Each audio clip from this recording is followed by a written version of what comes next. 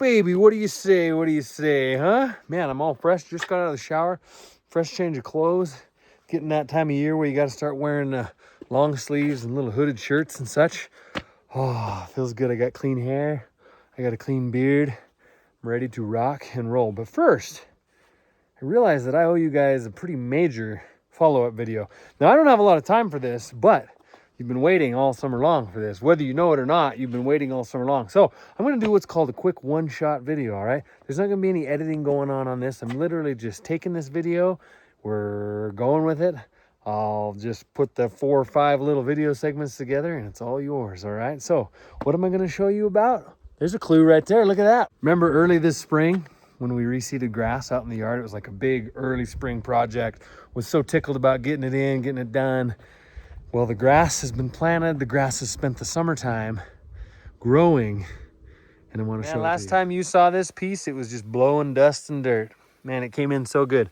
Beautiful thick. This actually right here would be the picturesque, like best case scenario. I'm surprised that it turned out so nicely in this little spot between the garage and the garden. But man, look at this. Oh, just thick and good. It's like really durable grass too. It's not like you can push it down, comes back, right? It's not like you sit on it, step on it, and it leaves a big footprint in the yard. It's really reboundy. Right, kitties? It's rebounding really nicely. Oh, it's so thick too. Look at that. Thick, soft, wonderful. Now this was a little tricky here because I didn't show any of this to you, but after we'd seeded this is east. That's south. We would get some springtime southeast winds that would come ripping through here, and they blew the seed away several times. The straw that we had put down blew it away, and so we reseeded it a couple times, and it finally took just this edge. I mean, we reseeded a couple times, and it finally took a few just little spots here, just little tiny bare spots, but it's growing in really nicely. It's so well that I actually had to put an edge on it with the weed eater. Look at that. Put this down right here so you can see. Look at that. Yeah. Give her a squeeze. Like that. I'll take you around now that you kind of see the glory of it. I'll take you around and show you the problematic spots and the things that it needs moving forward. I'm not going to do anything this year to it. It's what's done is done. I'll tell you a little bit about what we did this summer, how we watered it, took care of it, what we did, a few tips and tricks, maybe if you're looking at seeding some grass, and I'll let you loose. It's very steep. In fact, steep enough that the lawnmower has a hard time going up it without spinning out. Right here, this little edge, it'll spin out going up it. So you got to drop down off the top.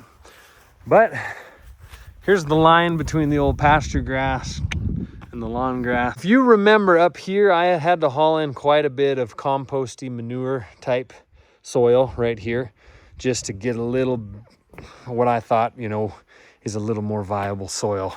A lot of clay that was mixed into this backfill, right? I just freshly mowed it. I mean, freshly mowed it. It's just like, boom, just been mowed. I'll tell you about some of these yellow spots, why they are. It's kind of a funny story behind it. But this edge right here is so hard to keep watered. The soil dries so fast. I mean, within like a day, boom, it's going down and it's gone. It's kind of this, this was kind of this composty, I don't know what you want to call it. But anyway, I do need to top dress this in the springtime with something that's going to help hold the moisture a little better. Need a little, some real rough compost maybe over it with quite a bit of material in it, a lot of straw and things and grass to level in here just to get this. It's just this little piece to hold moisture. Now, when we seeded this, came out like 5-6 days after we'd seeded it, and it was just growing like crazy. There was green coming up everywhere, and I was like, oh my goodness, this variety of grass must be something really amazing. Well, it kept growing and it kept growing, and pretty soon I realized that's not grass. That is oats. Now, if you remember when we spread the straw down here, we brought the tractor along, along the edges down here, and we just sprayed it out. That was oat straw from our own oat fields, right? And for whatever reason, the bale that I happened to grab, and there's a lot of things it could be, because not all the bales were that full of oats. Not all the straw bales were that full of oats. This one just happened to have a ton of oat seeds in it. So not only did we seed the grass, seeded just an unbelievable amount of oats.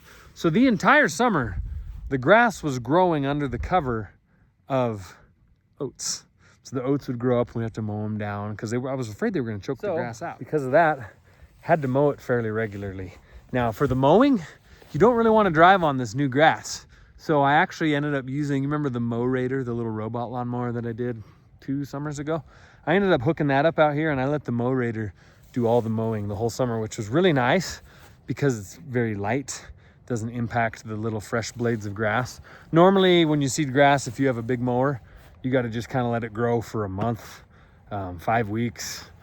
And then once it's really gnarly, go mow it and hope that the turf, doesn't damage the turf. But having that little robot lawnmower that's so light, it just buzzed over it, no problem.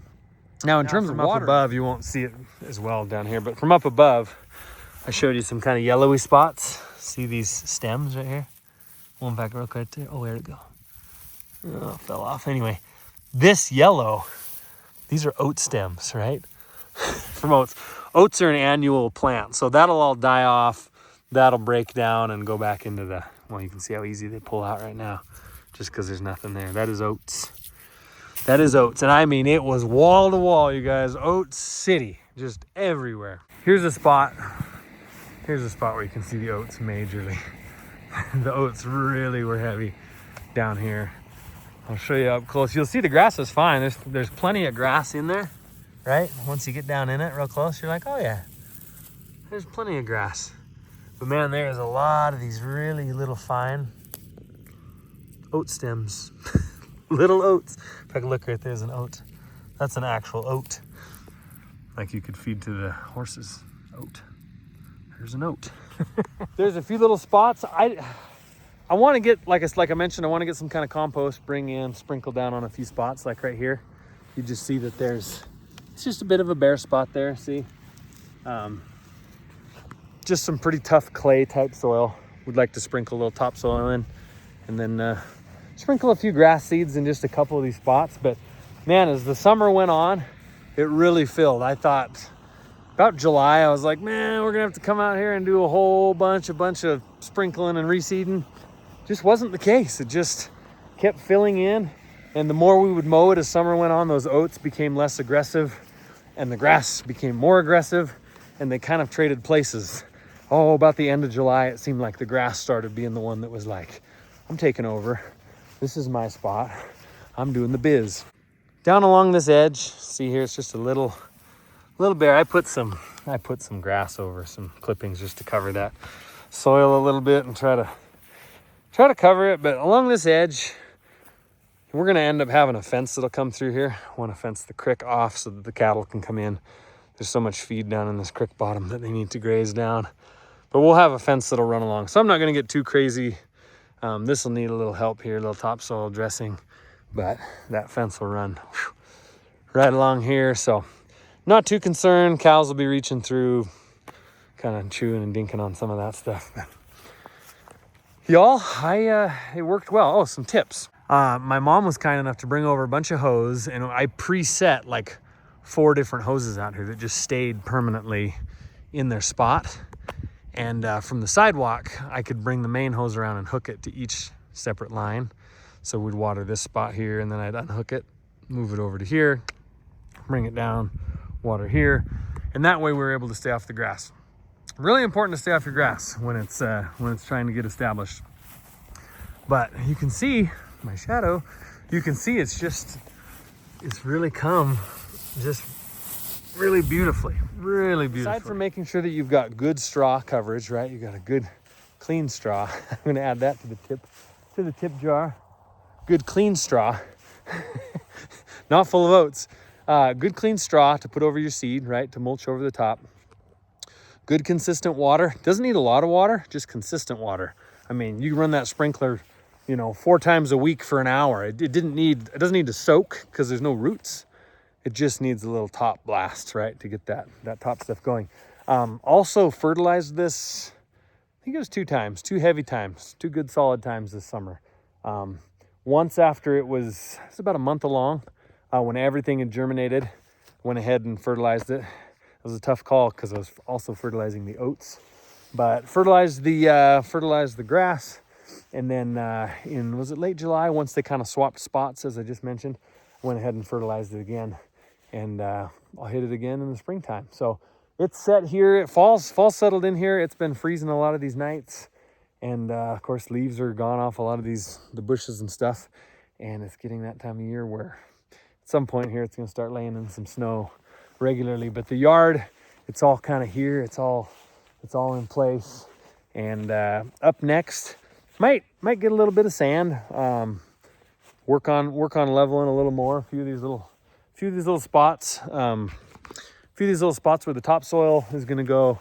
We'll see how they fill with topsoil, but might sand it, do a few little things, but not necessarily. That's like overkill, right? It's not necessary by any means, but it's green. I've sprayed it with WD-40. I've sprayed it with 2,4-D a couple of times. Fair bit of thistle that has tried to move in from the creek, so sprayed it 2 or 3 times this summer, trying to make sure those thistles stay knocked back. We'll hit it good in the springtime again, but that is the yard, y'all. It came in, and here it is, and I'm pretty tickled about it.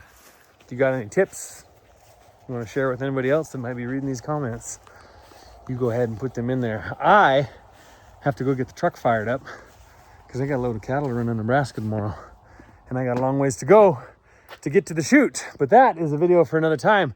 You guys, there's a follow-up. Hope you enjoyed. Catch you next time.